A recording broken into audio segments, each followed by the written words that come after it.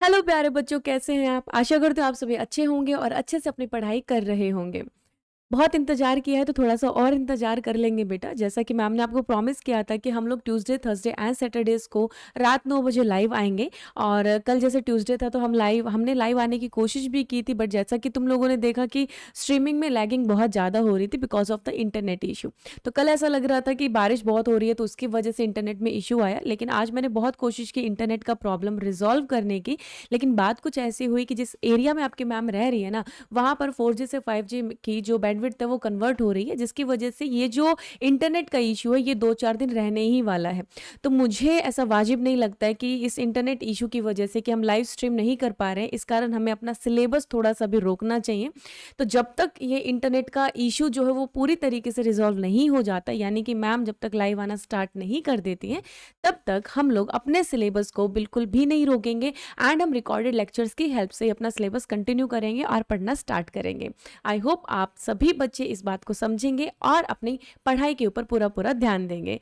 So start करते हैं आज के लेक्चर के साथ।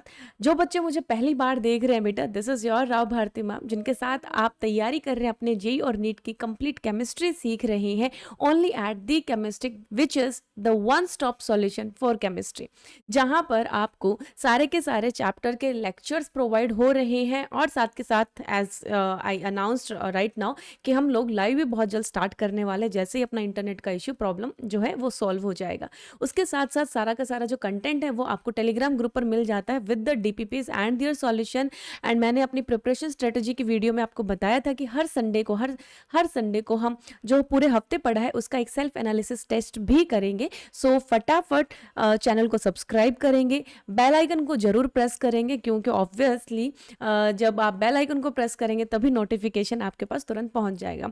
टेलीग्राम ग्रुप का लिंक जो है बेटा वो डिस्क्रिप्शन में है, आप उसको ज्वाइन करेंगे एंड इंस्टाग्राम को भी ज्वाइन करेंगे, क्योंकि वहां पर आपको सारी अपडेट्स मिलती रहती हैं। सो प्यारे बच्चों, बिना किसी देरी के स्टार्ट करते हैं आज का लेक्चर। आज के लेक्चर में हम पढ़ने वाले हैं इलेक्ट्रोकेमिस्ट्री। सबसे पहले जानेंगे कि इलेक्ट्रोकेमिस्ट्री होती क्या है, इसके अंदर हम क्या क्या पढ़ेंगे। उसके बाद आज की क्लास में जो टॉपिक्स कवर किए जाएंगे वो है galvanic cell and salt bridge. उसके बाद हम सीखेंगे बेटा इलेक्ट्रोड पोटेंशियल, और इलेक्ट्रोड पोटेंशियल का क्या रिलेशन है गिब्स फ्री एनर्जी के साथ। सो बने रहेंगे मेरे साथ लेक्चर के लास्ट तक। और आपके जितने भी साथी हैं जो जेईई और नीट की तैयारी कर रहे हैं बेटा, और आपको लगता है कि कल ही तो वो रो रहा था कि यार मेरे को इलेक्ट्रोकेमिस्ट्री नहीं आती, तो क्या ही प्रॉब्लम है, तुरंत उसको लिंक शेयर कर दो कि ब्रो आ जाओ मैम से इलेक्ट्रोकेमिस्ट्री पढ़ते हैं। ठीक है, तो जल्दी जल्दी इस वीडियो के लिंक को शेयर कर देंगे अपने सभी दोस्तों के साथ बेटा, और सबको बता देंगे कि राव मैम का वीडियो आ चुका है, Rao ma'am is back and now let's start our today's lecture. चलिए बेटा, सबसे पहले देखते हैं कि हमारा जो इलेक्ट्रोकेमिस्ट्री है वो है क्या। इलेक्ट्रोकेमिस्ट्री बेसिकली जहां पर इलेक्ट्रोकेमिकल प्रोसेसेस की स्टडी होती है। अब ये इलेक्ट्रोकेमिकल प्रोसेसेस क्या होते हैं, देखो, इलेक्ट्रो का मतलब something like electricity, chemical something like that chemical reactions, right. तो इलेक्ट्रोकेमिकल प्रोसेसेस कौन सी प्रोसेसेस होती हैं जिनके अंदर इंटर कन्वर्जन ऑफ क्या होता है बेटा, जिनके अंदर इंटर कन्वर्जन होता है केमिकल एनर्जी का एंड इलेक्ट्रिकल एनर्जी का। अब मैम ये इंटर कन्वर्जन क्या चीज है भला, यानी कि बेटा इलेक्ट्रिकल एनर्जी आपकी केमिकल एनर्जी में कन्वर्ट होती है कुछ प्रोसेसेस में, एंड कुछ प्रोसेसेस में केमिकल जो एनर्जी है वो इलेक्ट्रिकल एनर्जी में कन्वर्ट होती है। तो इस अदला बदली वाली चीज को, इस इंटर कन्वर्जन को हम स्टडी करते हैं इलेक्ट्रोकेमिस्ट्री के अंदर। अब ये इलेक्ट्रोकेमिकल जो प्रोसेसेस हैं, ठीक है, ये कहां पर होती है, एक डिवाइस होता है बेटा जिसको हम सेल कहते हैं, उसके अंदर हम इन इलेक्ट्रोकेमिकल प्रोसेसेस को करवाते हैं। अब जो ये सेल है ना बेटा, हमारे सिलेबस में दो टाइप का सेल है। एक आपका सेल है गैल्वेनिक सेल, जिसको आप वोल्टेक सेल भी कहते हैं। दूसरा है बेटा इलेक्ट्रोलाइटिक सेल। अब ये दोनों सेल होते क्या हैं वो सबसे पहले जानना बहुत ज्यादा जरूरी है कि ऐसा क्या डिफरेंस है इन दोनों different type of this cells के अंदर। तो सबसे पहले मैं तुम्हें बताऊंगी कि गैल्वेनिक सेल क्या होता है।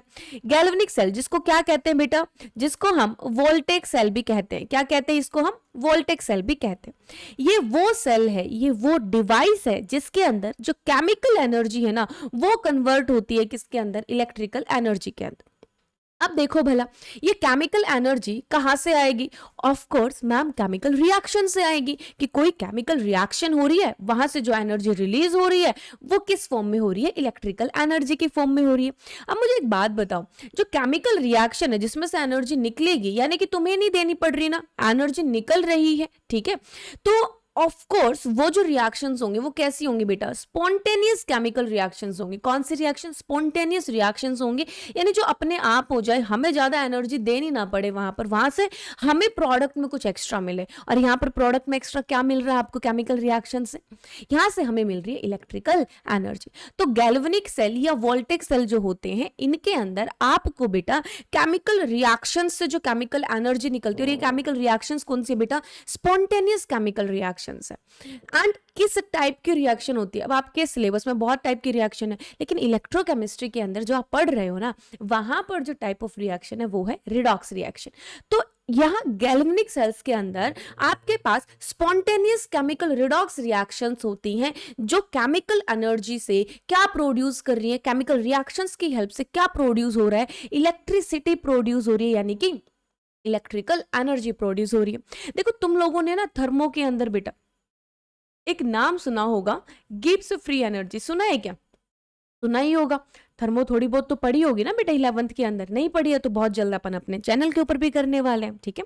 तो गिब्स फ्री एनर्जी बेटा, change in Gibbs free energy, जो डेल्टा जी वैल्यू होती है वो क्या होती है बेटा? नेगेटिव होती है। किसके लिए? हमारी स्पॉन्टेनियस केमिकल रिएक्शंस के लिए। सो इन गैल्वेनिक सेल, फाइनली मेरे साथ साथ बोलेंगे कि गैल्वेनिक सेल के अंदर मैम जो केमिकल एनर्जी है वो कन्वर्ट होती है किसके अंदर? इलेक्ट्रिकल एनर्जी के अंदर। और ये केमिकल एनर्जी कहां से प्रोड्यूस हो रही है? ये स्पॉन्टेनियस केमिकल रिडॉक्स रिएक्शन से प्रोड्यूस हो रही है। अब यहां पर ना एक बहुत अच्छी बात मैं आपको बताती हूँ बेटा, आपने थर्मोडायनामिक्स में पढ़ा हुआ है कि कोई भी रिएक्शन अगर स्पॉन्टेनियस है ना, तो उसका जो गिब्स फ्री एनर्जी वो डिक्रीज होगा बेटा। क्या होगा? Decrease in Gibbs free energy बेटा, जी के अंदर डिक्रीज होगा। और ये जो decrease in Gibbs free energy है ना, यही एसोसिएटेड है किसके साथ? इलेक्ट्रिकल एनर्जी के साथ। यानी कि जितना गिब्स फ्री एनर्जी के अंदर डिक्रीज होगा, यानी उतना ही आपको इलेक्ट्रिकल एनर्जी मिल रहा है। सो आई होप आपको गैल्वेनिक सेल का कॉन्सेप्ट क्लियर हो गया है। अगर हो गया तो मेरे को कमेंट बॉक्स में जरूर बताएंगे बेटा। अब बात करते हैं इलेक्ट्रोलाइटिक सेल।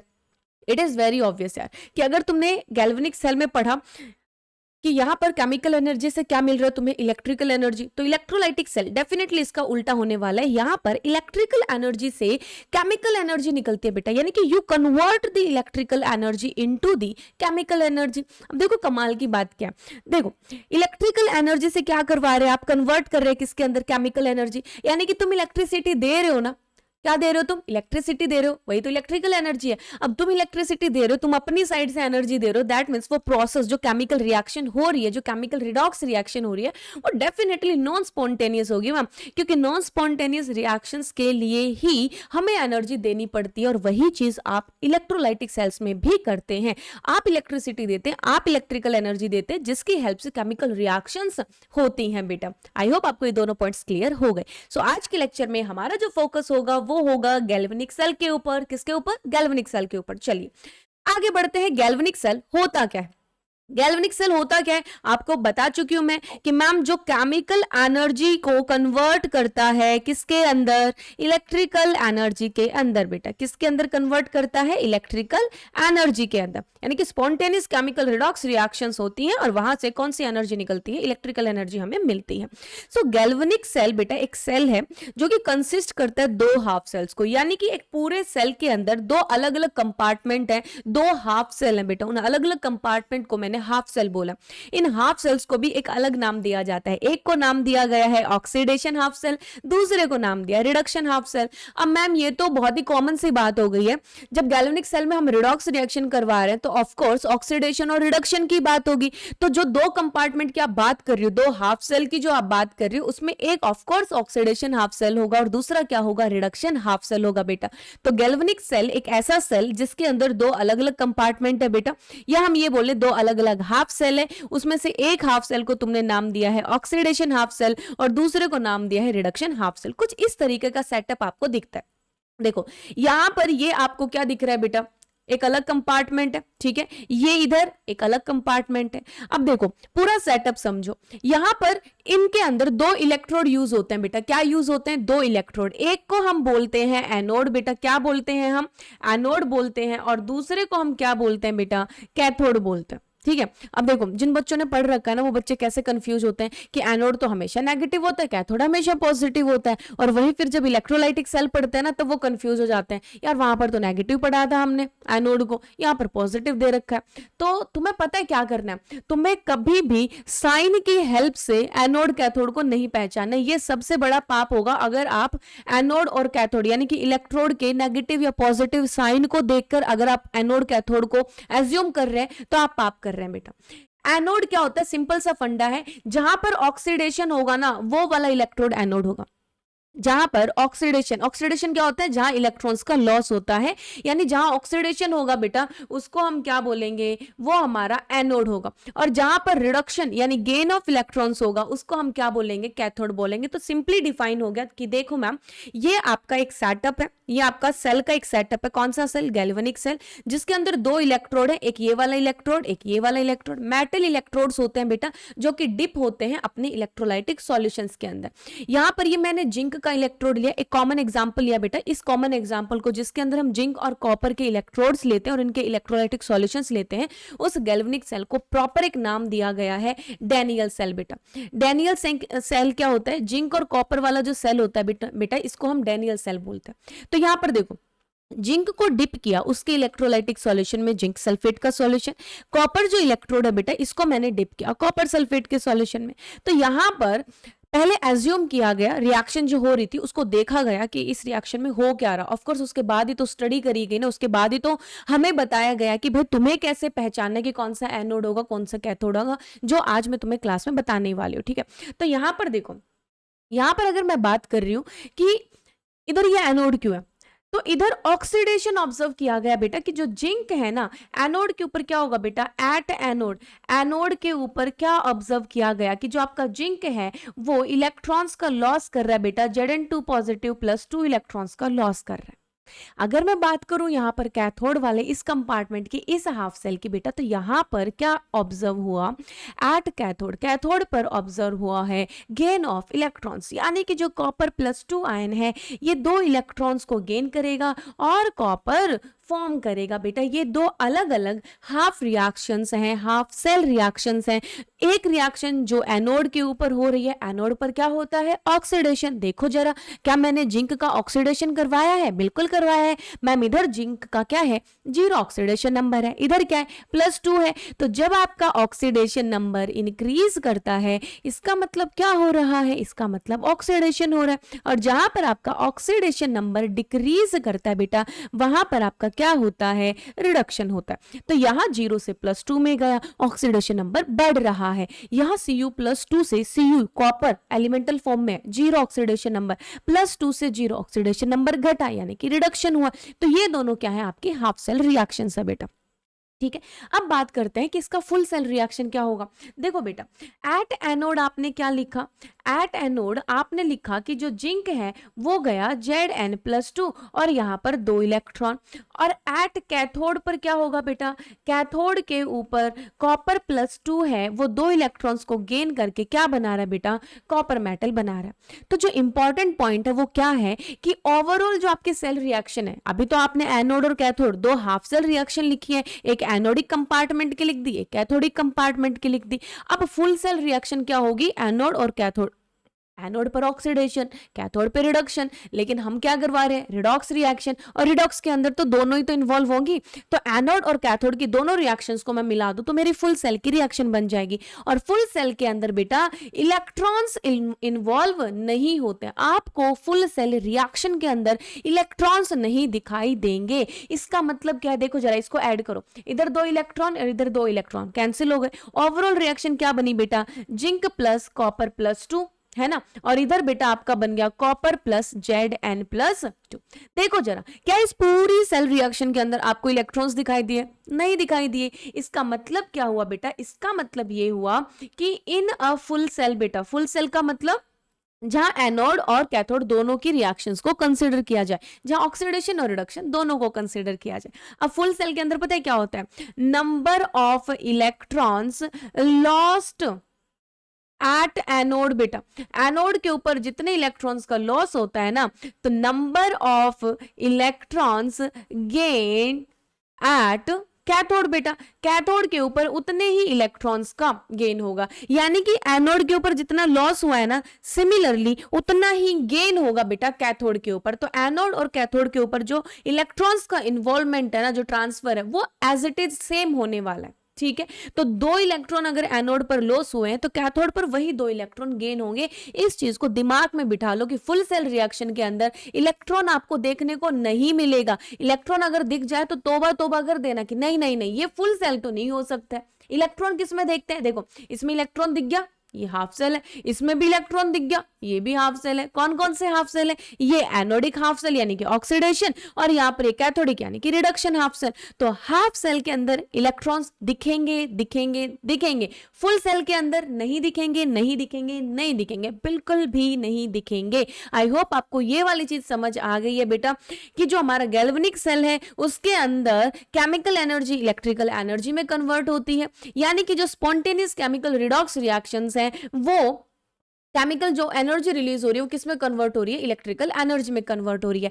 किस डिवाइस के अंदर हो रही है ये प्रोसेस, उसको हमने बोला सेल। सेल के अंदर बेटा यहां पर जो मैंने आपको सेल का सेटअप दिखाया वो भी कौन से सेल का, डैनियल सेल का सेटअप दिखाया बेटा, जो कि जिंक और कॉपर के इलेक्ट्रोड्स को बेसिकली यूज करता है उनके इलेक्ट्रोलाइट्स के साथ। तो यहां पर मैंने जिंक यूज किया जिंक सल्फेट के साथ, बेटा कॉपर इलेक्ट्रोड यूज किया कॉपर सल्फेट के इलेक्ट्रोलाइटिक सॉल्यूशन के अंदर। इधर मैंने आपको एनोड के ऊपर उसका हाफ सेल रिएक्शन दिखाया, loss of electron oxidation of course. Cathode के ऊपर मैंने आपको रिडक्शन दिखा दिया, gain of electrons of course. फिर मैंने यहां पर आपको फुल सेल रिएक्शन दिखाई और बताया कि बाबा एनोड और कैथोड हाफ सेल रिएक्शन है। कैसे पता चला, मैम देखो साफ साफ इलेक्ट्रॉन दिख रहे हैं तो ये हाफ सेल रिएक्शन। अब वहीं अगर मैं फुल सेल की बात कर रही हूं तो नो इलेक्ट्रॉन्स, यहां पर क्या मुझे कोई इलेक्ट्रॉन दिख रहा है, नहीं दिख रहा, मैं तो अंधी हूं, मुझे तो कुछ दिखाई नहीं दे रहा। No electrons are involve in a full cell reaction. इसका मतलब क्या है कि जितने इलेक्ट्रॉन्स का लॉस होगा ना ऑक्सीडेशन पे, उतने ही इलेक्ट्रॉन्स का गेन होगा कैथोड के ऊपर यानी कि रिडक्शन प्रोसेस में। डन है बेटा ये वाला पॉइंट, अगर ये पॉइंट दिमाग में छप गया तो कमेंट बॉक्स में लिख के बता दो कि हाँ मैम डन है। अब देखो सॉल्ट ब्रिज के बारे में सीखते हैं। तुमने थोड़ा सा यहाँ पर ऑब्जर्व किया जब मैंने ये चीज आपको दिखाई बेटा कि मैम ये चलो आपने इलेक्ट्रोड बता दिए, एनोड है कैथोड है, ये उनका इलेक्ट्रोलाइटिक सॉल्यूशन है। इधर ऑफ कोर्स केमिकल एनर्जी है तो कनेक्शन तो देना पड़ेगा, कनेक्टिविटी तो बनानी पड़ेगी, तभी तो हमें इलेक्ट्रिकल जो इलेक्ट्रिक करंट है वो ऑब्जर्व होगा। लेकिन मैम ये जो आपको यू शेप वाली चीज दिखाई दे रही है ना, ये आपने नहीं बताया ये क्या है। तो अब इसी के बारे में देखेंगे बेटा कि ये क्या है। ये है सॉल्ट ब्रिज। क्या है बेटा, सॉल्ट ब्रिज। अब ध्यान से देखना ये प्रोसेस है क्या, बड़ी कमाल की चीज है। अगर आप सीखो तो बड़ी कमाल की चीज है, और ना सीखो तो ठीक है नॉर्मल याद कर लेंगे, लेकिन मैं तो आपको सिखाऊंगी। देखो होता क्या, एनोड के ऊपर क्या होता है, ऑक्सीडेशन। ऑक्सीडेशन यानी कि लॉस ऑफ इलेक्ट्रॉन। तो जिंक क्या कर रहा है बेटा, ये जो इलेक्ट्रोड है ना आपका इलेक्ट्रोड, ये क्या कर रहा है, जिंक से जिंक 2 पॉजिटिव के अंदर कन्वर्ट हो रहा है और इधर 2 इलेक्ट्रॉन्स आ रहे हैं बेटा। ठीक है, जिंक 2 पॉजिटिव की फॉर्म में जा रहा है, इधर इलेक्ट्रॉन्स आ रहे हैं बेटा, ये जो इलेक्ट्रॉन्स है ये इधर रह जा रहे हैं, और जो जिंक है ना वो ऑक्सीडाइज होके Zn2 पॉजिटिव की फॉर्म में सॉल्यूशन में निकल रहा है, और इलेक्ट्रोड के ऊपर क्या बच जा रहा है, इलेक्ट्रॉन, और इलेक्ट्रॉन्स फिर इधर से फ्लो करना स्टार्ट करते हैं, और ये जो इलेक्ट्रॉन्स है बेटा इधर आएंगे, ठीक है, और इधर इस सॉल्यूशन के अंदर जाएंगे। इधर जो हमारा Cu2+ और SO4 2 नेगेटिव है बेटा, ये कॉपर +2 इन 2 इलेक्ट्रॉन्स को गेन करके कॉपर की फॉर्म में कन्वर्ट होता है, जो कि इधर जमने लग जाता है बेटा, एक्यूमुलेट होने लग जाता है। ठीक है, आ गई बात समझ, ये तो कॉमन है मैम, ये तो आपने बता दिया। अब समझो होता क्या, ध्यान से समझना, अपने आप समझ आ जाएगा कि सॉल्ट ब्रिज हमने रखा क्यों है, इसका काम ही क्या है। देखो ये अलग कंपार्टमेंट है। अब मानो रिएक्शन होए जा रही है, ऑक्सीडेशन होए जा रहा है, तो क्या हो रहा है बेसिकली, इलेक्ट्रोड से जिंक पॉजिटिव निकले जा रहा है, मतलब आप किसी एक रिलेशन में बेटा आप उसमें गिवर का काम कर रहे, दिए जा रहे। एक टाइम पर तो ऐसा सोचेंगे ना यार कि बहुत दे दिया, अब नहीं दिया जा रहा, मतलब एक्सट्रीम हो गई यार, अब कितना ही देंगे, वापस भी तो कुछ मिलना चाहिए। अब यहाँ वापस कुछ मिल नहीं रहा, यहाँ क्या हो रहा है, Zn2 पॉजिटिव बन के Zn2 पॉजिटिव इकट्ठा हो गया इसके अंदर। इस वाले के अंदर क्या हो रहा है, यहाँ पर क्या हो रहा है, कॉपर +2 है बेटा कॉपर सल्फेट के सॉल्यूशन में। बेचारा कॉपर जो है ना वो लिए जा रहे और कॉपर की फॉर्म में यहाँ पर कन्वर्ट, यहाँ पर एक्यूमुलेट हुए जा रहा है बेटा। इधर क्या हो रहा है, यहाँ पर ये कॉपर की फॉर्म में इधर एक्यूमुलेशन हुए जा रहा है, जमा होते जा रहा है। अब एक इंसान कितना ही ले सकता है? देने वाला तो ये सोच सकता है कि यार बहुत दे दिया यार, अब नहीं दिया जाता, मतलब सामने वाले से भी कुछ मिलना चाहिए। अभी कॉपर +2 को भी क्या लगा ना कि यार बहुत ले रहा हूँ, किसी दिन ये भीड़ भड़ा के मैं दोस्तों के बीच ये ना बोल दे कि इस गधे को तो मैं ही पैसे देता रहता हूँ या फिर मैं ही कुछ देता रहता हूँ, मैं ही फेवर करता रहता हूँ। तो कॉपर +2 को शर्म आ जाते कि बस भाई अब मैं इलेक्ट्रॉन्स नहीं लूंगा, क्योंकि अगर मैं इलेक्ट्रॉन्स लेते रहूंगा तो जो कॉपर सल्फेट सॉल्यूशन का कॉपर आयन है ना वो कॉपर के अंदर सबमिट होता, जमा होता रहेगा, एक्यूमुलेट होता रहेगा, डिपॉजिट होता रहेगा। सॉल्यूशन के अंदर क्या बचेगा? SO4 negative, SO4 negative, SO4 negative. देख के बताओ इसके अंदर कौन सा चार्ज ज्यादा हो गया बेटा? Positive charge. इसके अंदर कौन सा चार्ज ज्यादा हो गया? Negative charge. यहाँ Zn2 पॉजिटिव जमा होते जा रहा है, निकलते जा रहा है। इधर सल्फेट आयन बचते जा रहा है। क्यों? क्योंकि कॉपर आयन तो कॉपर में कन्वर्ट हो रहा है। तो एक टाइम पर तो इनको रुकना पड़ेगा ना कि नहीं, अब ना मैं ऑक्सीडेशन करा सकता हूं, ये सोच रहे कि अब मेरे को ऑक्सीडेशन नहीं कराना, अब मैं लॉस ऑफ इलेक्ट्रॉन नहीं कर सकता। ये भी सोचेगा कॉपर सल्फेट सॉल्यूशन में कि अब मैं गेन ऑफ इलेक्ट्रॉन नहीं कर सकता, कितना ही करूंगा मैं, तो कॉपर आयन जो कॉपर की फॉर्म में डिपॉजिट होते जा रहा है, सल्फेट आयन बेचारा अकेला रह गया। तो यहां पर इस वाले कंटेनर में पॉजिटिव चार्ज एक्यूमुलेट हो जाता है बेटा। क्या हो जाता है? पॉजिटिव चार्ज एक्यूमुलेट हो जाता है और इधर नेगेटिव चार्ज एक्यूमुलेट हो जाता है बेटा इस वाले डब्बे के अंदर। तो एक टाइम पर आके रिएक्शन रुक जाएगी और रिएक्शन रुक गई तो फिर इलेक्ट्रिसिटी प्रोड्यूस नहीं होगी, इलेक्ट्रिकल एनर्जी नहीं बनेगी, है ना। तो उसके लिए हम इस सॉल्ट ब्रिज को यूज करते हैं और सॉल्ट ब्रिज के अंदर हम कुछ स्ट्रॉन्ग इलेक्ट्रोलाइट के सॉल्यूशंस यूज करते हैं बेटा, ठीक है। जो कि क्या करते हैं, जैसे KCl यूज करते हैं तो K पॉजिटिव Cl नेगेटिव, घूमते रहते तो Cl नेगेटिव इधर जाके इसको न्यूट्रल करेगा और K पॉजिटिव इधर जाके इसको न्यूट्रल करने की कोशिश करेगा बेटा, ठीक है। तो इससे हमारी रिएक्शन जो वो स्टॉप नहीं होगी। क्यों? क्योंकि इनको लगेगा चलो ठीक है कोई और है देने वाला, इनको अब एक साथी मिल गया देने वाला, Cl नेगेटिव Zn2 पॉजिटिव को दे रहा है बेटा। तो यहां पर ये क्या कर रहे हैं? इलेक्ट्रिकल न्यूट्रलिटी को मेंटेन कर रहे हैं। पहले जो अलग अलग कंपार्टमेंट में पॉजिटिव चार्ज और नेगेटिव चार्ज एक्यूमुलेट हो गया था ना, अब सॉल्ट ब्रिज के अंदर प्रेजेंट जो स्ट्रॉन्ग इलेक्ट्रोलाइटिक सॉल्यूशन है इसकी वजह से इलेक्ट्रिकल न्यूट्रलिटी मेंटेन हो रही है और हमारी रिएक्शन स्टॉप नहीं हो रही, चलते जा रही है, मस्त रिएक्शन चल रही है, मस्त इलेक्ट्रिसिटी प्रोड्यूस हो रही है, इलेक्ट्रिकल एनर्जी बन रही है। बात आगे समझ में? तो ये था आपके सॉल्ट ब्रिज का फंक्शन। अब थोड़ा थ्योरेटिकल टर्म्स में देख लेते हैं कि क्या क्या इसके फंक्शन होते हैं। सबसे पहला फंक्शन क्या बताया? इलेक्ट्रिकल न्यूट्रलिटी मेंटेन करता है इलेक्ट्रोलाइटिक सॉल्यूशंस के अंदर। ये तुम्हें पता लगी गया कि मैम इधर है ना जिंक आयन एक्यूमुलेट होता जा रहा था, ऑक्सीडेशन हो रहा था जिंक का, तो जिंक Zn+2 आयन में कन्वर्ट हो रहा था।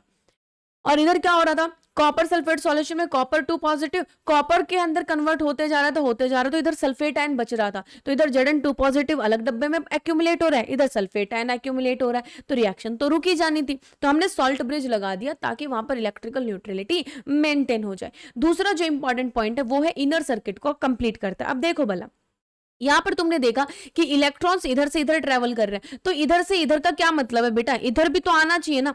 जब सर्किट पूरा ऐसे कंप्लीट होता है तभी तो इलेक्ट्रिकल करंट पूरा का पूरा फ्लो करेगा बेटा, तभी तो सर्किट कंप्लीट होगा। तो यहां पर देखो आउटर सर्किट के अंदर बेटा, इस पॉइंट को समझना, ठीक है। यहां से प्रीवियस ईयर क्वेश्चन बना हुआ भी है, आगे भी आ सकता है। आउटर सर्किट के अंदर बेटा यानी बाहर वाले सर्किट के अंदर जो इलेक्ट्रॉन का फ्लो है बेटा वो कहां से कहां है? एनोड से कैथोड है। किधर है? एनोड से कैथोड है। देखो मैम यहां पर ये एनोड है, ये कैथोड है, यहां एनोड से कैथोड की तरफ हमारी रिएक्शन जा रही है, रिएक्शन इलेक्ट्रॉन्स फ्लो कर रहे हैं। अब अंदर इनर सर्किट के अंदर, this is your inner circuit बेटा। इनर सर्किट के अंदर क्या हो रहा है देखो जरा, इधर एनोड से कैथोड आ रहा है तो इधर किधर से जाएगा बेटा? कैथोड से एनोड जाएगा। तो यहां पर आउटर सर्किट के अंदर बेटा, आउटर सर्किट के अंदर जो इलेक्ट्रॉन का फ्लो है वो होता है, इनर बेटा। यहां पर क्या कौन सा सर्किट की बात कर रहे हैं अपन? इनर सर्किट की बात कर रहे हैं। ये देखो मैंने लिख दिया अब यहां पर इनर सर्किट के अंदर कैथोड से कहा जा रहा है? एनोड की तरफ इलेक्ट्रॉन का फ्लो हो रहा है। बात आगे समझ में? तो सिंपल यहां पर क्या है बेटा? इनर सर्किट को कंप्लीट करता है। तो ये इंपॉर्टेंट है बेटा। क्या है? इंपॉर्टेंट है। क्या इंपॉर्टेंट है? कि electron flow in outer circuit, outer circuit के अंदर कहां से कहां है बेटा?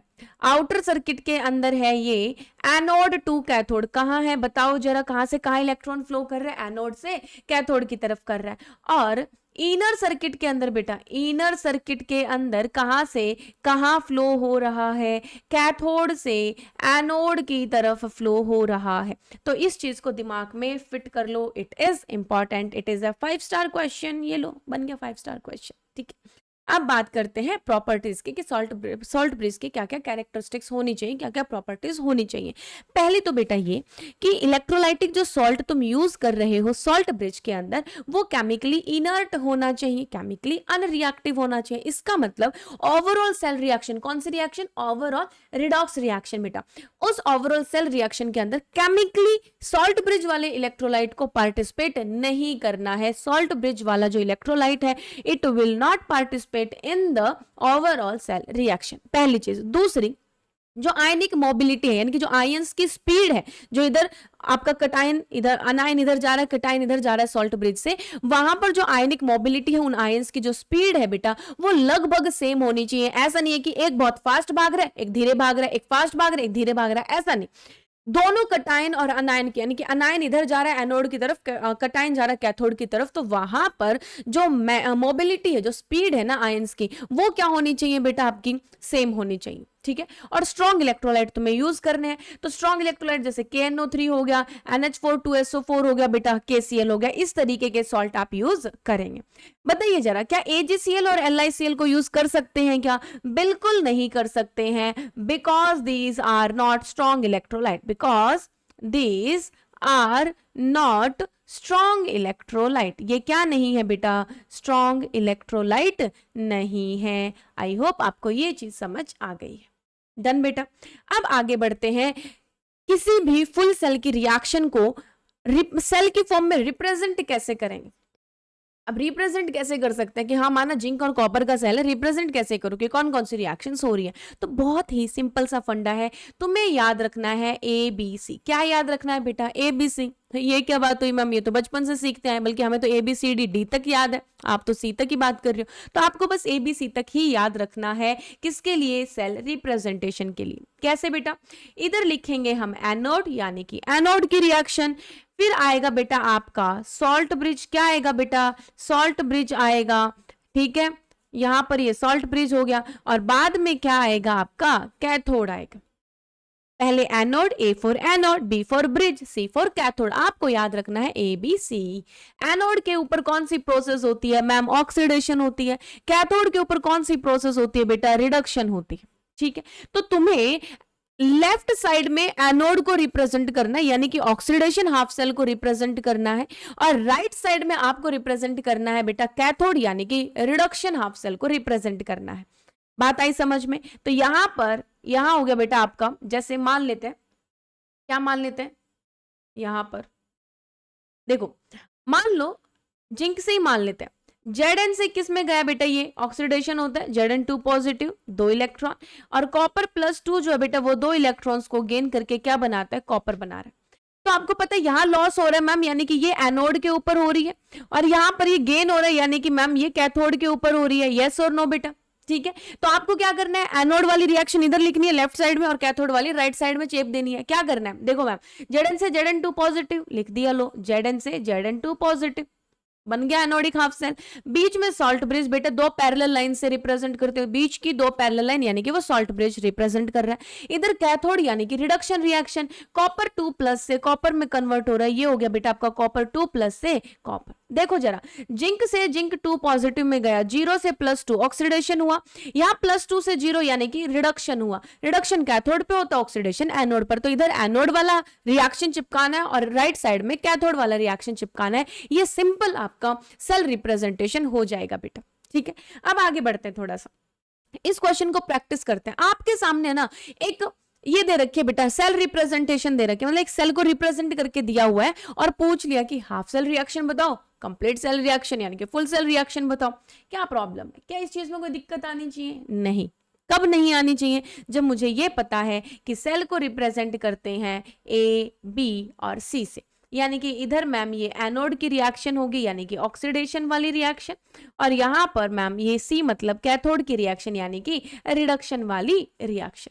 तो यहां बताओ जरा ऑक्सीडेशन किसका हो रहा है बेटा, Zn से Zn2 पॉजिटिव, ये लो मैम बना दिया, Zn से Zn2 पॉजिटिव प्लस में बेटा 2 इलेक्ट्रॉन।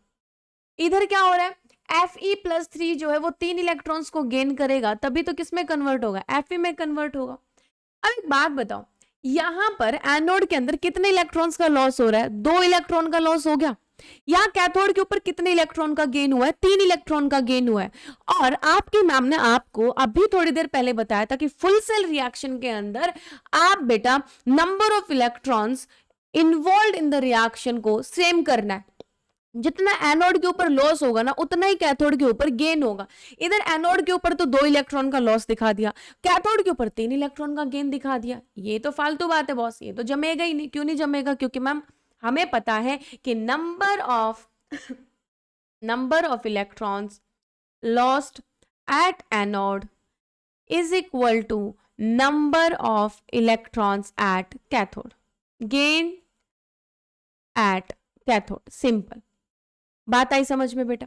तो यहां पर मैं क्या कर सकती हूँ इनको बराबर करने के लिए, क्या मैं इस पूरी रिएक्शन को 3 से मल्टीप्लाई कर दूं, क्या मैं इस पूरी रिएक्शन को 2 से मल्टीप्लाई कर दूं। देखो 3 दूनी 6 इलेक्ट्रॉन, इधर 2 तीये 6 electron, 6 electron, number of electron same, और यही तो करना था हमें, यही तो चाहिए था नाजिम, यही तो चाहिए था हमें। तो देखो जरा क्या बन गया, ये 3 जिंक और इधर बन गया 3 Zn+2 एंड ये बन गया 6 इलेक्ट्रॉन। इधर क्या बन गया 2Fe+3, ये बन गया यहाँ पर प्लस में 6 इलेक्ट्रॉन, इधर बन गया 2Fe। अब देखो दोनों को जब ऐड करेंगे तो 6 इलेक्ट्रॉन से 6 electron cancel, number of electrons खत्म, जितना एनोड पर निकला उतना कैथोड के ऊपर गेन भी हो गया, तो इलेक्ट्रॉन्स का मामला तो खत्म है बॉस। तो यहाँ ओवरऑल रिएक्शन क्या बन जाएगी बेटा, ओवरऑल सेल रिएक्शन जो बनेगी वो बन गई आपकी 3Zn+2Fe+3 getting converted into 3Zn+2 + 2Fe, ये आपकी फुल सेल रिएक्शन हो गई। कर लेंगे, बस ऐसे ही क्वेश्चंस करने हैं। अगर कॉन्सेप्ट दिमाग में है ना तो आप कुछ भी कर सकते हो। एक और एग्जांपल आप मेरे साथ साथ सॉल्व करो बेटा, इसको आप खुद सॉल्व करेंगे, चलो सॉल्व करो आप जल्दी से, आप खुद सॉल्व करके देखो मेरे साथ साथ। हाफ सेल रिएक्शंस बतानी है अगेन से, सेल रिप्रेजेंटेशन दे रखा है। मैम आपने तो बताया था एबीसी सीख लो, ये हो गया एनोड, ये आपका ब्रिज हो गया और ये आपका कैथोड हो गया। एनोड के ऊपर कौन सी रिएक्शन होती है रे, ऑक्सीडेशन होती है रे, और कैथोड के ऊपर क्या होता है बेटा, रिडक्शन होता है। क्या होता है बेटा, रिडक्शन। लो लिख दो, मैम ऑक्सीडेशन कराना है तो Zn से Zn2 पॉजिटिव और कितने इलेक्ट्रॉन का लॉस है, 0 से +2 जा रहा है, इनके 2 इलेक्ट्रॉन का लॉस हो। यहाँ पर मैम ये Cl2 है, of course zero oxidation state है, और इधर ये बन गया Cl नेगेटिव, यानी कि गेन किया है इसने इलेक्ट्रॉन का, तभी तो ऑक्सीडेशन नंबर डिक्रीज कर रहा है बेटा। 2 क्लोरीन है इधर, तो इधर भी 2 क्लोरीन होंगे, ठीक है। अब एक क्लोरीन ने 1 इलेक्ट्रॉन गेन किया तो 2 क्लोरीन 2 इलेक्ट्रॉन गेन करेगा ना बॉस, ठीक है। अब देखो जरा कुछ नहीं, 2 इलेक्ट्रॉन से 2 इलेक्ट्रॉन को कैंसिल कर दो, ओवरऑल रिएक्शन बन गई zinc plus chlorine getting converted into Zn+2 plus में 2Cl नेगेटिव, ठीक है बेटा। इधर आप देख सकते हो Zn से Zn2 पॉजिटिव जा रहा है यानी ऑक्सीडेशन हो रहा है, और Cl2 0 से -1 गया यानी कि गेन ऑफ इलेक्ट्रॉन हो रहा है बेटा। आपको बताया था ना ऑक्सीडेशन नंबर डिक्रीज होगा तो क्या होगा, आपका रिडक्शन होगा। आई होप आपको ये क्वेश्चन भी क्लियर है। ये आपका एनोड के ऊपर रिएक्शन, ये आपका कैथोड के ऊपर रिएक्शन, और ये आपका फुल सेल रिएक्शन। और फुल सेल रिएक्शन के अंदर नंबर ऑफ इलेक्ट्रॉन्स नहीं है, क्या नहीं है, नंबर ऑफ इलेक्ट्रॉन्स नहीं दिखाई दे रहे मैम। किस में दिखाई देते हैं, हाफ सेल्स के अंदर, देख लो हाफ सेल के अंदर दिखाई दे रहे हैं। बात आई समझ में, चलिए अब आगे बढ़ते हैं, सीखते हैं आज की क्लास का इंपॉर्टेंट पॉइंट जो कि है इलेक्ट्रोड पोटेंशियल। अब ये क्या बला है, इलेक्ट्रोड पोटेंशियल क्या होता है, देखो इसके नाम में ही इसका इंपॉर्टेंस और इसका मीनिंग छुपा हुआ है। इलेक्ट्रोड यानी कि जो आपने मेटल इलेक्ट्रोड यूज किए हैं सेल्स के अंदर, एनोड के लिए कैथोड के लिए यूज किया है ना। पोटेंशियल का मतलब होता है बेटा एबिलिटी, पोटेंशियल का मतलब क्या होता है, एबिलिटी होती है।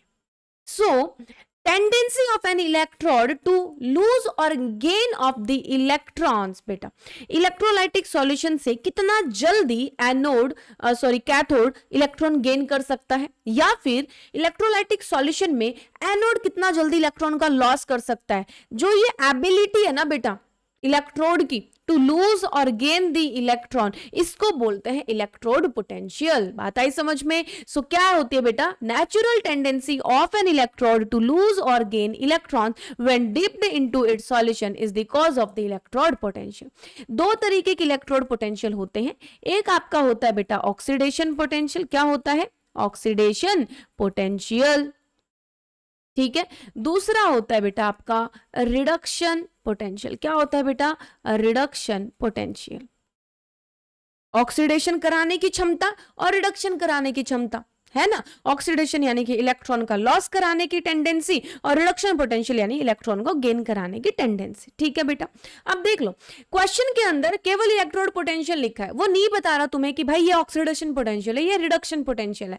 तो बाय डिफॉल्ट बेटा, बाय डिफॉल्ट अगर क्वेश्चन के अंदर मेंशन नहीं है कि कौन सा रिडक्शन पोटेंशियल है, ऑक्सीडेशन या रिडक्शन, तो सिंपली तुम्हें कौन सा मान लेना है? रिडक्शन पोटेंशियल मान लेना है कि ये जो क्वेश्चन के अंदर स्टेटमेंट में तुम्हें डाटा गिवन है ना, ये कौन से इलेक्ट्रोड पोटेंशियल का गिवन है? रिडक्शन पोटेंशियल गिवन है, रिडक्शन कराने की टेंडेंसी। ठीक है, आगे बात समझ में? अब देखो बेटा eight standard condition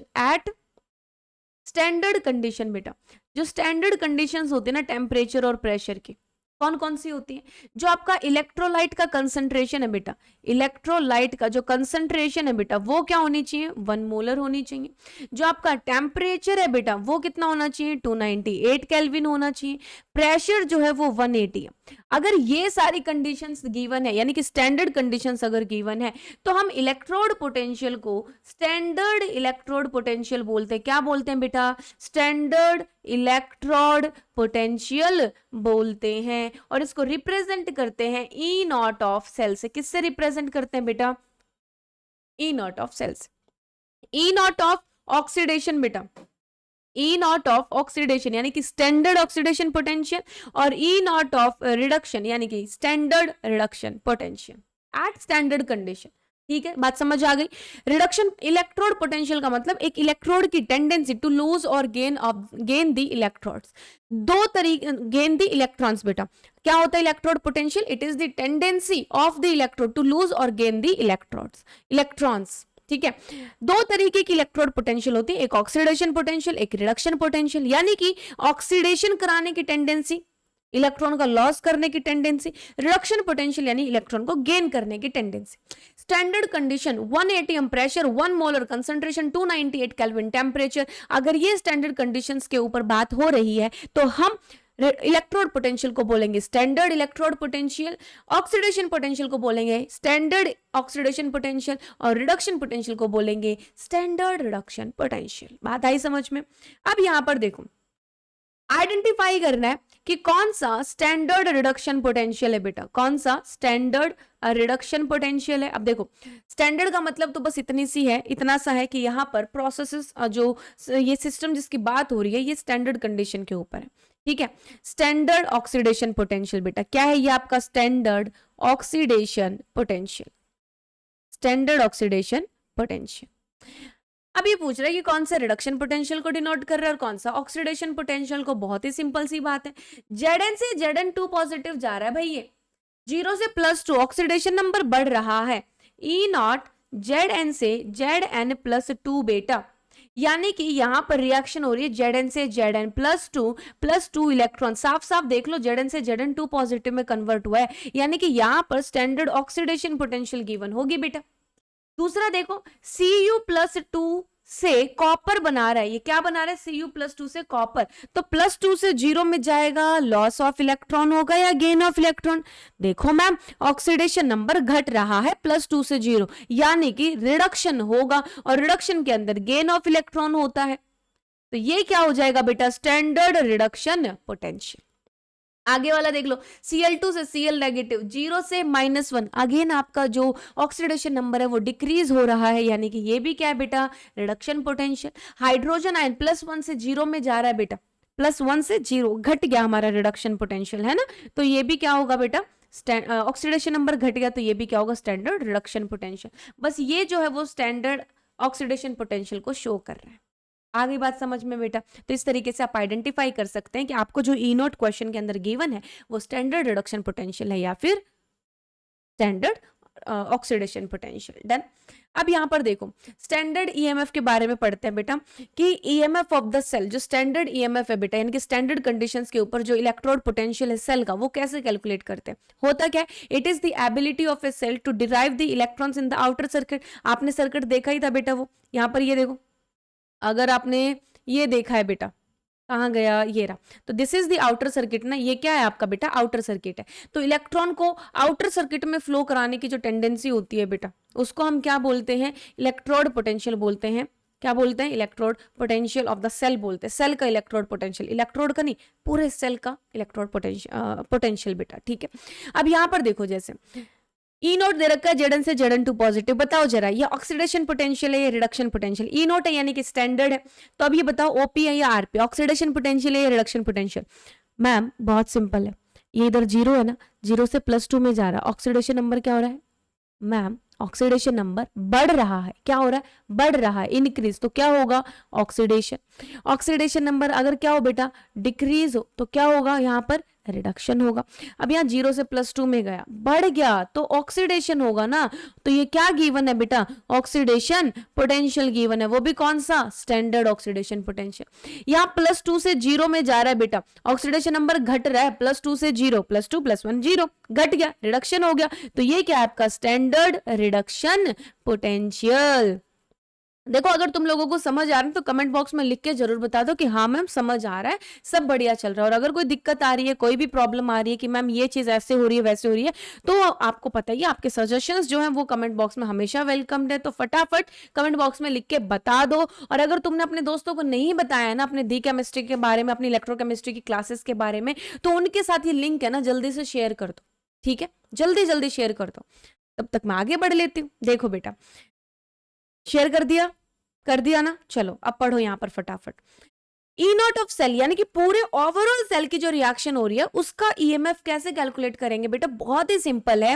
reduction potential, reduction किसका, कैथोड पे होता है ना, तो कैथोड का रिडक्शन पोटेंशियल और एनोड का ऑक्सीडेशन पोटेंशियल, ये किसके ऊपर होता है बेटा, कैथोड के ऊपर रिडक्शन, तो मैम रिडक्शन पोटेंशियल। और यहाँ पर एनोड की बात हो रही है बेटा, एनोड इलेक्ट्रोड की बात हो रही है, उसके ऑक्सीडेशन पोटेंशियल की बात हो रही है कि कैथोड के रिडक्शन पोटेंशियल को और एनोड के ऑक्सीडेशन पोटेंशियल को ऐड कर दो, overall EMF of the cell आ जाएगा, ठीक है। अब एक बात देखो, जो हमारा ऑक्सीडेशन पोटेंशियल है बेटा वो माइनस ऑफ रिडक्शन पोटेंशियल होता है। यानी कि किसी हाफ सेल का अगर ऑक्सीडेशन पोटेंशियल दिया हुआ है और हमें क्वेश्चन में रिक्वायर्ड है उसका रिडक्शन पोटेंशियल, तो उसके आगे माइनस का साइन लगा दो, सिंपल, तो वो किस में कन्वर्ट हो जाएगा, रिडक्शन पोटेंशियल में कन्वर्ट हो जाएगा। तो इस चीज को ध्यान रखेंगे बेटा, जो ओपी है ना वो आपका बराबर है माइनस ऑफ रिडक्शन पोटेंशियल। अब देखो क्या मैं एनोड के ऑक्सीडेशन पोटेंशियल की जगह बेटा लिख सकती हूं ई नॉट ऑफ ऑक्सीडेशन किसका बेटा, एनोड का, ये बराबर होगा minus E naught of reduction potential of anode बेटा,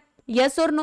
एनोड के ऑक्सीडेशन पोटेंशियल को मैं एनोड का रिडक्शन पोटेंशियल अगर लिखना चाहूं तो माइनस साइन लगा दूंगी, तो यहां ई नॉट ऑफ ऑक्सीडेशन की जगह क्या मैं minus E naught of reduction बोल सकती हूं, किसका बेटा, एनोड का। यानी कि यहां बोल सकते हैं ई नॉट ऑफ कैथोड, कैथोड का क्या बेटा, रिडक्शन पोटेंशियल, माइनस में ई नॉट ऑफ एनोड बेटा, कौन सा है ये, दोनों ही रिडक्शन पोटेंशियल है। क्या है बेटा, दोनों ही रिडक्शन पोटेंशियल्स है, दोनों हाफ सेल्स का। एनोड के ऊपर जो हाफ सेल चल रहा है उसका भी हमारा रिडक्शन पोटेंशियल और कैथोड के ऊपर जो हाफ सेल पे रिएक्शन हो रही है उसका भी रिडक्शन पोटेंशियल है। तो कैथोड के रिडक्शन पोटेंशियल में से एनोड के रिडक्शन पोटेंशियल को अगर घटा देंगे तो हमारे पास आ जाएगा E naught of the cell, क्या आ जाएगा बेटा, E naught of the cell, E naught of cathode minus E naught of anode. या फिर सिंपली कैथोड के रिडक्शन पोटेंशियल को और एनोड के ऑक्सीडेशन पोटेंशियल को जोड़ दो, ये भी बहुत बढ़िया तरीका है।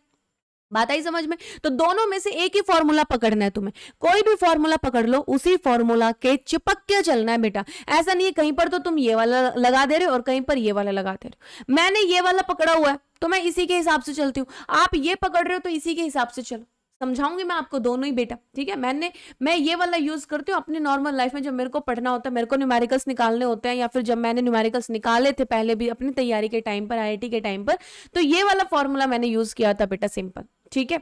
और आप लोग ये यूज कर सकते हो, नॉर्मली बच्चे ये वाला यूज करते हैं, ठीक है। लेकिन पकड़ना क्या है, एक ही फॉर्मूला पकड़ना है, दोनों मुट्ठियों में लड्डू नहीं बटोरने हैं। बात आगे समझ में, एक ही फॉर्मूला से चलना है। अब देखो सवाल, देखो कैसे करना है। E naught of this cell निकालना है, दो फॉर्मूला बताए मैंने।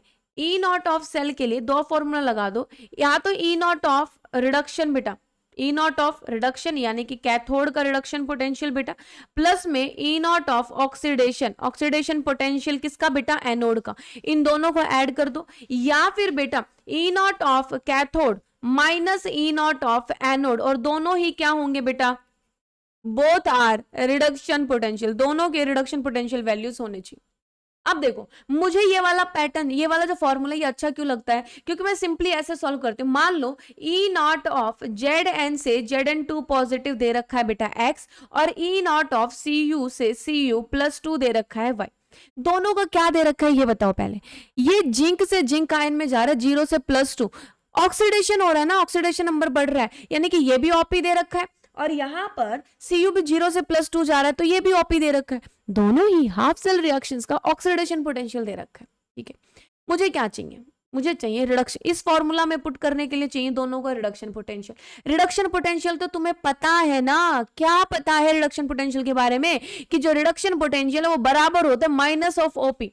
तो सिंपली यहां पर कैथोड के ऊपर कौन सा है बेटा, ये है मेरा एनोड और ये है मेरा कैथोड। तो कैथोड के ऊपर क्या है बेटा, कॉपर है, कॉपर यानी कि वाई, और वाई का रिडक्शन पोटेंशियल माइनस वाई। ये माइनस में एनोड का रिडक्शन पोटेंशियल क्या होगा बेटा, माइनस एक्स, क्या होगा बेटा, माइनस एक्स। तो आपका आंसर आ जाएगा बेटा X minus Y, minus minus plus X minus Y हो गया। मैं क्या करती हूँ देखो, मैं सिंपली क्या करती हूँ, जो सेल रिप्रेजेंटेशन दे रखे ना ऐसे चलने लग जाते हैं। जिंक से जिंक 2 पॉजिटिव का जोड़ना है और Cu पॉजिटिव से Cu जोड़ना है, यानी कि देखो ध्यान से, ई नॉट ऑफ जो सेल होगा बेटा वो मेरा क्या होगा, इसको इधर से इधर जाते टाइम जोड़ना है मेरे को। ई नॉट ऑफ जेड एन से जेड एन +2, प्लस में बेटा ई नॉट ऑफ Cu +2 से Cu +2 से Cu। जेडन से जेडन 2 पॉजिटिव एक्स दे रखा है, मैंने सिंपली एक्स लिख दिया बेटा। Cu से Cu +2 दे रखा है, चाहिए क्या, इसका उल्टा, Cu +2 से Cu चाहिए, तो क्या कर दूंगी, इसका साइन उल्टा कर दूंगी, माइनस वाई। देखो जरा आंसर मेरा सेम है, किसी भी टेक्निक से करो, तुम्हारी इच्छा है।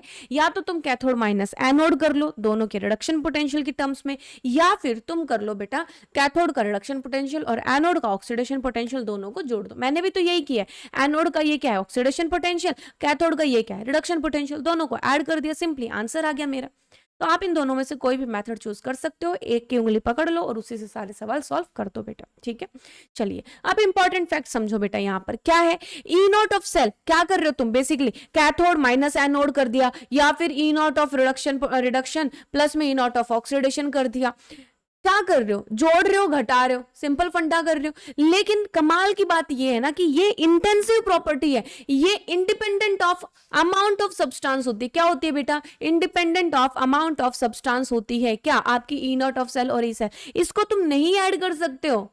ये क्या बात हुई, अभी तो आपने कंप्लीटली एडिशन और सब्ट्रैक्शन दिखाया और अभी आप कह रहे हो कि ये इंटेंसिव प्रॉपर्टी ऐड नहीं कर सकते।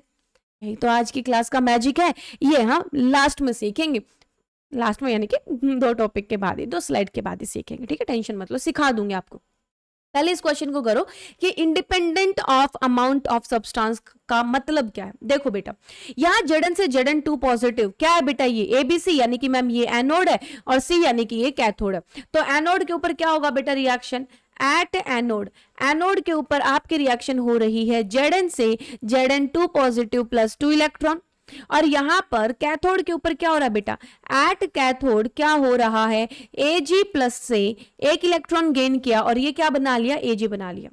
अब देखो जरा यहां पर Zn से Zn2 पॉजिटिव से Zn दे रखा है, यानी कि बेटा रिडक्शन पोटेंशियल दे रखा है, मैं इसका रिडक्शन पोटेंशियल लिख रही हूं, कितना दे रखा है, x वोल्ट। यहां पर ये क्या दे रखा है, कैथोड का बेटा Ag + Ag reduction potential y volt दे रखा है, क्या दे रखा है बेटा, y वोल्ट दे रखा है, ठीक है, y वोल्ट। अब एक बात बताओ, फुल सेल रिएक्शन को लिखने के लिए क्या मुझे इसको 2 से मल्टीप्लाई करना पड़ेगा? ऑफ कोर्स करना पड़ेगा, तभी तो 2 इलेक्ट्रॉन इधर 2 इलेक्ट्रॉन होंगे, यानी कि 2Ag प्लस 2 इलेक्ट्रॉन, और ये क्या बन गया 2Ag। जब इन दोनों को ऐड करेंगे, इसको और इसको, तो 2 इलेक्ट्रॉन से 2 इलेक्ट्रॉन कैंसिल हो जाएंगे और फुल सेल रिएक्शन बन जाएगी zinc plus 2Ag plus sign getting converted into Zn plus 2 Ag। ये आपका फुल सेल रिएक्शन है। अब बताइए कमाल की बात क्या है, independent of amount of substance का क्या मतलब है कि यहां पर आपका x वोल्ट था, इस रिएक्शन को तुमने 2 से मल्टीप्लाई किया है, इसके इलेक्ट्रोड पोटेंशियल को 2 से मल्टीप्लाई मत कर देना कभी, तुम इसके इलेक्ट्रोड पोटेंशियल को 2 से मल्टीप्लाई कर दो। ये नहीं डिपेंड करता है कितने इलेक्ट्रॉन आ रहे हैं जा रहे हैं, मल्टीप्लाई कर रहे हो डिवाइड कर रहे हो कुछ भी कर रहे हो, नहीं, ये फिक्स है। E naught of the half cells are fixed. इसको आप हाफ सेल रिएक्शन को किसी भी नंबर से मल्टीप्लाई करो, किसी भी नंबर से डिवाइड करो, आप ई नॉट के साथ कोई छेड़खानी नहीं कर सकते हो। पहले इसका ई नॉट जो है बेटा Zn से Zn2 पॉजिटिव x था, Ag प्लस से Ag का बेटा y था, बाद में भी y ही रहने वाला है। बात आ गई समझ में? तो सिंपली इसका आंसर क्या होगा ई नॉट ऑफ सेल का, Zn से Zn2 पॉजिटिव बेटा माइनस x आ जाएगा, क्योंकि Zn प्लस 2 से Zn दे रखा है ना, उल्टा दे रखा है, रिडक्शन दे रखा है, अपन को ऑक्सीडेशन लेना है, तो ये देखो ये माइनस x हो गया और प्लस में बेटा Ag प्लस से Ag ये y, तो y minus x will be your answer. 2 से मल्टीप्लाई मत कर देना, ये था इसका मतलब बेटा, ठीक है, कि independent of the amount of substance होता है। अब समझो गिब्स फ्री एनर्जी का क्या योगदान है ईएमएफ ऑफ ए सेल के साथ। मैंने आपको इस लेक्चर के स्टार्टिंग में ही बताया था कि during the spontaneous chemical reaction जो गिब्स फ्री एनर्जी है बेटा वो डिक्रीज होती है, this decrease in Gibbs free energy is associated with the electrical energy, right. ये जो गिब्स फ्री एनर्जी के अंदर डिक्रीज हो रहा है ना, यही हमें किसके फॉर्म में मिल रहा है, इलेक्ट्रिकल एनर्जी के फॉर्म में मिल रहा है। तो इस डेल्टा जी यानी कि change in Gibbs free energy का क्या रिलेशन है ईएमएफ के साथ बेटा, सेल के इलेक्ट्रोड सेल के पोटेंशियल के साथ क्या रिलेशन है वो आपको देखना है। तो जो electrical work of course Gibbs in free energy जो चेंज आया है बेटा, ये किसके साथ एसोसिएटेड है, इलेक्ट्रिकल एनर्जी यानी कि इलेक्ट्रिकल वर्क के साथ एसोसिएटेड है। तो कितनी इलेक्ट्रिकल एनर्जी होगी, जितना decrease in Gibbs free energy होगा। इसका फॉर्मूला होता है minus NF into E naught of the cell, minus NF E naught of the cell. N क्या बेटा, कितने नंबर ऑफ इलेक्ट्रॉन्स उस पूरी बैलेंस्ड केमिकल इक्वेशन के अंदर इन्वॉल्व हो रहे। जैसे पिछली के अंदर कितने हो रहे थे बेटा, 2 हो रहे थे, 2 इलेक्ट्रॉन इधर निकल रहे थे, फिर 2 को मल्टीप्लाई करके मैंने इधर किया बेटा 2 इलेक्ट्रॉन। तो ओवरऑल रिएक्शन के अंदर कितने नंबर ऑफ इलेक्ट्रॉन्स का योगदान रहा, इन्वॉल्वमेंट रहा 2 इलेक्ट्रॉन्स का, तो उसके लिए एन की वैल्यू 2 थी। एफ क्या होता है बेटा, एफ इज द फैराडे, क्या होता है फैराडे, और 1 फैराडे क्या होता है, 1 मोल इलेक्ट्रॉन्स के चार्ज को बेटा हम क्या बोलते हैं, 1 मोल इलेक्ट्रॉन्स के चार्ज को हम 1 फैराडे बोलते हैं। देखो एक इलेक्ट्रॉन के ऊपर चार्ज होता है 1.6 इंटू 10⁻⁻⁹। 1 मोल यानी कि एवोगैड्रो नंबर जो हमारे इलेक्ट्रॉन्स हैं उनके ऊपर कितना चार्ज हो जाएगा उसको मल्टीप्लाई कर दो, और जब तुम इसको मल्टीप्लाई करते हो ना तो आपकी वैल्यू आती है 96500, 96500, यानी कि आपका जो 1 फैराडे है बेटा वो 96500 कुलाम के बराबर होता है। कोई पूछ लेना कि फैराडे क्या होता है, 1 फैराडे क्या है, तो सिंपली बोलना 1 मोल ऑफ इलेक्ट्रॉन्स का जो चार्ज है ना उसको हम 1 फैराडे कहते हैं, जिसकी वैल्यू होती है 96500। एक इलेक्ट्रॉन का चार्ज इतना होता है बेटा, तो 1 मोल का यानी एवोगैड्रो नंबर ऑफ इलेक्ट्रॉन्स का कितना चार्ज होगा, मल्टीप्लाई किया, आंसर आ गया 96500 बेटा, ये 96500 हो गया। आपका जो decrease in Gibbs free energy वो minus NF E naught of cell होगा। एन क्या है, number of electrons involve, F is Faraday बेटा, ई नॉट ऑफ सेल आप सीख ही चुके हैं कि सेल का ईएमएफ होता है आपका, ठीक है। स्पॉन्टेनियस रिएक्शन के लिए डेल्टा जी की वैल्यू क्या आनी चाहिए, नेगेटिव। अब एक बात बताओ, इसको नेगेटिव लाने के लिए यानी कि ये नेगेटिव रहने के लिए बेटा क्या मुझे ई नॉट ऑफ सेल को पॉजिटिव रखना पड़ेगा। फॉर नेगेटिव डेल्टा जी आपका जो ई नॉट ऑफ सेल है बेटा वो क्या होना चाहिए, पॉजिटिव होना चाहिए। ई नॉट ऑफ सेल क्या होना चाहिए, पॉजिटिव। ई नॉट है ना स्टैंडर्ड कंडीशन, तो डेल्टा जी नॉट हो जाएगा बेटा, ठीक है। यहाँ पर it will be delta G not. बात आई समझ में, E naught of cell positive होना चाहिए तभी आपका डेल्टा जी नेगेटिव होगा। अगर गलती से ई नॉट सेल नेगेटिव आ गया, ध्यान से सुन लो, अगर गलती से ई नॉट सेल नेगेटिव आ गया यानी कि आपको उस सेल को उल्टा करना पड़ेगा तभी वो चलेगा, अदरवाइज नहीं चलेगा। उल्टा करने का मतलब ये नहीं कि ऐसे पकड़ा और ऐसे कर दिया, उल्टा करने का मतलब है कैथोड वाली रिएक्शन एनोड पे करानी है, एनोड वाली रिएक्शन कैथोड पे करानी है, सिंपल सा फंडा है, ठीक है। चलिए स्टैंडर्ड टेम्परेचर और प्रेशर की जो कंडीशन है बेटा डेल्टा जी नॉट होती है और स्टैंडर्ड कंडीशंस के ऊपर मैक्सिमम वर्क हमें मिलता है। तो अगर मैक्सिमम वर्क पूछ लेता है तो delta G naught is equal to minus n F E naught of cell, और अगर नॉर्मल कंडीशंस के ऊपर डेल्टा जी की वैल्यू पूछता है तो minus n F E cell होता है बेटा। ई नॉट ऑफ सेल मैंने आपको निकालना सिखा दिया है कैसे, E naught of cell is equal to E naught of cathode minus में ई नॉट ऑफ एनोड बेटा। ई सेल जो है वो हम निकालेंगे बेटा अगले लेक्चर में, सेकंड लेक्चर के अंदर मैं आपको ईएमएफ ऑफ द सेल निकालना सिखाऊंगी एट नॉर्मल कंडीशंस के ऊपर जो सेल का ईएमएफ होता है। डन है बेटा। चलिए अब बात करते हैं जो मैं अभी तुम्हें बता रही थी कि ई नॉट ऑफ सेल या फिर ई सेल जो वो इंटेंसिव प्रॉपर्टी, तुम उसको नहीं ऐड कर सकते, नहीं सब्ट्रैक्ट कर सकते, बट वही बात है, क्या बवाल चीज बता रही हो मैम, अभी तो आपने ऐड करके दिखाया, हमने फॉर्मूला पढ़ा है बिल्कुल, E naught of cell is equal to E cathode minus E anode. तो यहाँ पर क्या बात कर रही हो कि इंटेंसिव है बेटा, ये डेल्टा जी वैल्यू जो आपकी गिब्स फ्री एनर्जी है ना, it is the extensive property जिसको ऐड या सब्ट्रैक्ट किया जा सकता है, मैथमेटिकली ऐड या सब्ट्रैक्ट किया जाता है। तो जो डेल्टा जी वैल्यू है ना, इससे हमारे पास ये ई वाले फॉर्मूला आ रहे हैं कि जिसमें तुम ई को ऐड कर रहे हो। नहीं भरोसा हो रहा, देख लो। देखो बेटा delta G naught of this cell क्या होता है ना, हम दोनों जो हमारे हाफ सेल्स है ना उनको क्या कर देते हैं, ऐड कर देता है बेटा, मैथमेटिकली ऐड करते हैं डेल्टा जी नॉट टू। अब डेल्टा जी का फॉर्मूला तुम अभी अभी पढ़ के आए हो, minus n F E naught of cell होता है ना, तो बस ये सब्सटीट्यूट कर रहा है। पहले सेल के लिए मान लो number of cell, number of electron जो हाफ सेल के ऊपर इन्वॉल्व हो रहे हैं वो n1 है बेटा, तो माइनस n1 एफ फेराडे तो सेम ही रहने वाला है, ई नॉट ऑफ सेल। ठीक है, इसको मैं ई नॉट वन बोल दूं बेटा, क्या बोल दूं इसको, ये देखो मिट ही नहीं रहा, अब तो दिक्कत ही हो गई है ना, कुछ कुछ तो चलता ही रहता है जिंदगी में। ये देखो अब मिट गया। अब यहाँ पर देखो ई नॉट ऑफ सेल, यहाँ minus n one F E naught one लिख दिया, और यहाँ पर डेल्टा जी टू की जगह क्या लिखेंगे, minus n two F E naught two बेटा। ठीक है, और इधर डेल्टा जी ऑफ सेल की जगह क्या लिख देंगे, minus n F E naught of the cell बेटा। देखो फेराडे इधर से कॉमन लिया तो यहाँ पे क्या बचा, माइनस को भी कॉमन ले लेते हैं, माइनस फेराडे माइनस एफ को कॉमन लिया तो अंदर n one E naught one बच गया और प्लस में n naught E naught two बच गया बेटा। इधर क्या बचा, minus n F E naught of cell, तो क्या मैं बोल सकती हूँ माइनस से माइनस कैंसिल हो गया और एफ से एफ कैंसिल हो गया। ठीक है, इधर क्या बचा, n E naught of cell is equal to n one E naught one plus n two E naught two. अब बात कर रहे हैं हम फुल सेल की, ध्यान से सुन लेना, फुल सेल, और ये चीज तुम पढ़ चुके हो बेटा, फॉर फुल सेल के लिए नंबर ऑफ इलेक्ट्रॉन्स बेटा, नंबर ऑफ इलेक्ट्रॉन्स जो लॉस्ट होते हैं बराबर होते हैं नंबर ऑफ इलेक्ट्रॉन्स गेन के बेटा। नंबर ऑफ इलेक्ट्रॉन्स जो लॉस हो रहे हैं, यानी कि एनोड के ऊपर ऑक्सीडेशन में जितने इलेक्ट्रॉन्स का लॉस है, कैथोड के ऊपर रिडक्शन में उतने इलेक्ट्रॉन्स का गेन है। यही तो फुल सेल रिएक्शन में पढ़ रहे थे अपन, नंबर ऑफ इलेक्ट्रॉन्स एनोड और कैथोड पर बराबर होंगे, यानी ओवरऑल रिएक्शन के अंदर जो इलेक्ट्रॉन्स इन्वॉल्व हो रहे हैं वो सेम होने वाले हैं बेटा। ठीक है, यानी मैं बोल सकती हूं कि यहां पर जो n है बेटा that is equal to n1 is equal to n2, यानी जो मेरी नॉर्मल रिएक्शन बनी है बेटा, n E naught of cell is equal to बेटा n1 E naught of E naught one plus n2 E naught two बेटा।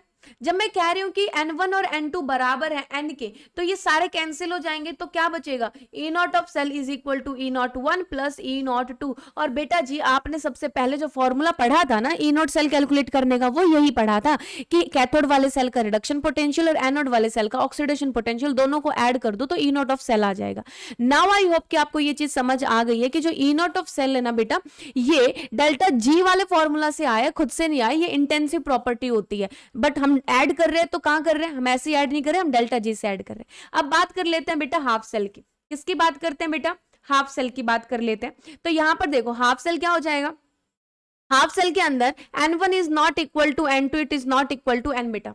आपको पता है एनोड के ऊपर कितने इलेक्ट्रॉन्स का लॉस हो रहा है, कैथोड के ऊपर कितने इलेक्ट्रॉन्स का गेन हो रहा है, अलग अलग हो सकता है, वो तो हम फाइनली बेटा क्या करते हैं, बैलेंस करते हैं। तो n1 n2 और n अलग अलग हो सकते हैं। तो जो फॉर्मूला होगा हाफ सेल के लिए वो क्या होगा बेटा, ई नॉट ऑफ सेल जो है वो बराबर होगा n1 E naught one plus n2 E naught two and divided by क्या आ जाएगा बेटा, n आ जाएगा। ठीक है, n यानी कि जिस भी सेल का हम ई नॉट निकाल रहे हैं हाफ सेल का, उसका n आ जाएगा। अब ऐसे समझ आएगा नहीं तो क्यों ना हम एक न्यूमेरिकल कर ले। देखो एग्जाम्पल दे रखा है Fe+3 से Fe+2 का जो E नोट है वो A है, यानी कि Fe+3 से Fe+2, तो ऑफकोर्स एक इलेक्ट्रॉन का गेन किया है ना इसने, क्योंकि एक इलेक्ट्रॉन का मतलब जो ऑक्सीडेशन नंबर है वो घट रहा है बेटा आपका, ठीक है। अब बात करते हैं दूसरे वाले की, Fe+2 से Fe में कन्वर्ट हो रहा है बेटा, यहाँ पर किस में कन्वर्ट हो रहा है, Fe के अंदर, तो ऑफकोर्स 2 इलेक्ट्रॉन का क्या किया होगा, गेन किया होगा बेटा। फाइनली किसका पूछा है, Fe+3 से Fe, कब आएगा ये, जब ये 3 इलेक्ट्रॉन का गेन कर लेगा तभी तो Fe बनेगा। और ये जो रिएक्शन है ये कब बनेगी, जब मैं इन दोनों को ऐड कर दूंगी बेटा। आप पहले तो ये बताओ, जिस रिएक्शन का मेरे से ई नॉट सेल पूछा गया, जिस हाफ सेल, जिस सेल का बेटा, क्या वो हाफ सेल है या फुल सेल। मैम इसके अंदर मुझे इलेक्ट्रॉन दिख रहे हैं, और जहां इलेक्ट्रॉन दिखते हैं वो क्या होता है बेटा, हाफ सेल होता है। क्या होता है, हाफ सेल होता है। और हाफ सेल के लिए ई नॉट सेल निकालना हो तो कैसे निकालते हैं, N1 E01 plus N2 E02 divided by क्या हो जाएगा बेटा, N। तो यहाँ पर N1 की वैल्यू कितनी है बेटा, 1 है। इधर N2 की वैल्यू कितनी है बेटा, 2 है, ठीक है। और N की वैल्यू कितनी है यहाँ पर, 3 है। E01 और E02 देख लो, Fe+3 से Fe+2 बेटा A दे रखा है यहाँ पर, है ना, A 1 into A it is equal to, plus में N2 की वैल्यू 2 है, इनटू में बेटा Fe+2 से Fe कितना दे रखा है, B दे रखा है, एंड डिवाइडेड बाई 3। तो आंसर आ जाएगा बेटा हमारे पास A+2B/3। ये आपके हाफ सेल, जो ये क्वेश्चन में पूछा ना हाफ सेल, इसका क्या हो जाएगा बेटा, E नॉट हो जाएगा, ठीक है। तो इस तरीके से हाफ सेल का निकालते हैं हम E naught of this cell. अब इसका कैलकुलेट कर लेते हैं। देखो E नॉट ऑफ सेल पूछा है, बहुत सिंपल सा फंडा है बेटा। देखो क्या करना है आपको, क्या ये फुल सेल दिख रहा है, हाँ मैम दिख रहा है। देखो जरा, Al से Al 3 पॉजिटिव, यानी कि 3 इलेक्ट्रॉन का लॉस हुआ है, 0 से 3 ऑक्सीडेशन नंबर बढ़ रहा है, 3 इलेक्ट्रॉन का लॉस। Cu+2 से Cu बन रहा है बेटा यहाँ पर 2 इलेक्ट्रॉन का गेन। इसको मल्टीप्लाई करेंगे हम 2 से, और इसको मल्टीप्लाई करेंगे हम 3 से। क्यों, क्योंकि नंबर ऑफ इलेक्ट्रॉन्स हमें फुल सेल के अंदर बैलेंस करने होते हैं बेटा। तो ये 2Al प्लस में Cu+2 3Cu+2 getting converted into 2Al plus 3 plus में 3Cu बेटा। ये आपकी फुल सेल रिएक्शन बन चुकी है। लेकिन हमसे तो फुल सेल की ही पूछी है, हाफ सेल की तो पूछी नहीं है बेटा, नहीं पूछी ना हाफ सेल की। तो कौन सा फॉर्मूला लगेगा, simple, E naught of cell is equal to E01 plus E02 बेटा। यानी कि कैथोड का रिडक्शन पोटेंशियल और एनोड के ऑक्सीडेशन पोटेंशियल को ऐड कर दो, या फिर कैथोड के रिडक्शन पोटेंशियल में से एनोड का रिडक्शन पोटेंशियल घटा दो बेटा। मैं अपने तरीके से करती हूँ, देखो Al से Al 3 पॉजिटिव और Cu+2 से Cu। E naught of cell बेटा, E naught of cell is equal to E naught of Al से Al 3 पॉजिटिव और प्लस में E नॉट ऑफ Cu+2 से बेटा Cu। यहाँ देखो ये Cu+2 से Cu जा रहा है, तो इसको लिखेंगे 0.34। यहाँ Al+3 से Al दे रखा है, मुझे इसका उल्टा चाहिए तो मैंने कर दिया 1.66, माइनस में दे रखा था प्लस हो गया बेटा। तो ये कितना हो जाएगा यहाँ पर, 6 4 10, 6 3 9 1 छत्ता हो जाएगा 10, और ये 2 वोल्ट आंसर आ जाएगा। तो ये था बेटा हमारा सारा का सारा electrode potential, EMF of the cell और डेल्टा जी वैल्यूज के बारे में। आई होप आपको आज का लेक्चर समझ आ गया होगा। अगर समझ आया है ना, आपका इलेक्ट्रोकेमिस्ट्री का पहला लेक्चर बढ़िया गया है, तो कमेंट बॉक्स में लिख के जरूर जाना कि मैम इलेक्ट्रोड पोटेंशियल में आप कोई कमी नहीं आएगी, we can calculate the EMF of the half cell और द फुल सेल बेटा। और डेल्टा जी के जो रिलेशंस मैंने आपको बताए हैं कि इंटेंसिव था, और फिर भी हम ई नॉट ऑफ सेल को कैसे कैलकुलेट कर रहे थे। तो आज की जो चर्चा हुई है हमारे इस लेक्चर में, होपफुली आप सबका क्लियर हो गया होगा।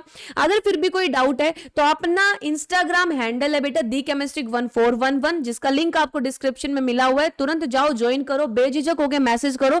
वहां पर आपको मैसेज के जवाब, मैसेजेस ऐसे वैसे मैसेज मत करना बेटा कि टाइम वेस्ट हो हमारा। सिंपल कोई भी सजेशन है या फिर कोई भी आपकी डिमांड है, ऐसा आपको लगे कि मैम पहले ये चैप्टर करा दो, या फिर मैम इस चैप्टर में पहले ये चीज करा दो, या फिर मैम हम ये कैसे करें, जो भी आपका सजेशन है, जो भी आपकी क्वेरी है बेटा, वो आप इंस्टाग्राम पे डायरेक्टली मुझसे पूछ सकते हैं। स्टडी मटेरियल के लिए बेटा अपना जो टेलीग्राम चैनल है उसको फटाफट ज्वाइन कर लेंगे, उसका भी लिंक आपको डिस्क्रिप्शन में मिल जाएगा। क्योंकि ये लेक्चर खत्म हो गया ना, आप जाके टेलीग्राम पर देखोगे, आपको इसकी डीपी भी मिल जाएगी, साथ के साथ इसका सॉल्यूशन भी मिल जाएगा बेटा, ठीक है। जो बच्चे मुझे पहली बार देख रहे हैं, डू सब्सक्राइब दिस चैनल, और जो अपने पुराने स्टूडेंट्स है बेटा, वो फटाफट अपने इस वीडियो के लिंक को अपने दोस्तों के साथ शेयर करके बता दो कि दी केमिस्ट्री झंडे गाड़ रहा अपने, वो चालू हो गया फिर से, ठीक है, अब नहीं रुकने वाला। आप सभी के सजेशंस कमेंट बॉक्स में बेटा, कमेंट सेक्शन के अंदर ऑलवेज वेलकम है, लिखिए वहां पर जो भी आपका सजेशन है केमिस्ट्री से रिलेटेड, ठीक है। This is your Rao Bharti ma'am and this is for today's lecture. Thank you so much. मिलते हैं कल के सेशन में बेटा, as soon as possible we will try कि लाइव आया जाए। जैसे ही इंटरनेट का इशू रिजॉल्व हो जाएगा हम लाइव आना स्टार्ट कर देंगे। तब तक के लिए 9 बजे अपना रिकॉर्ड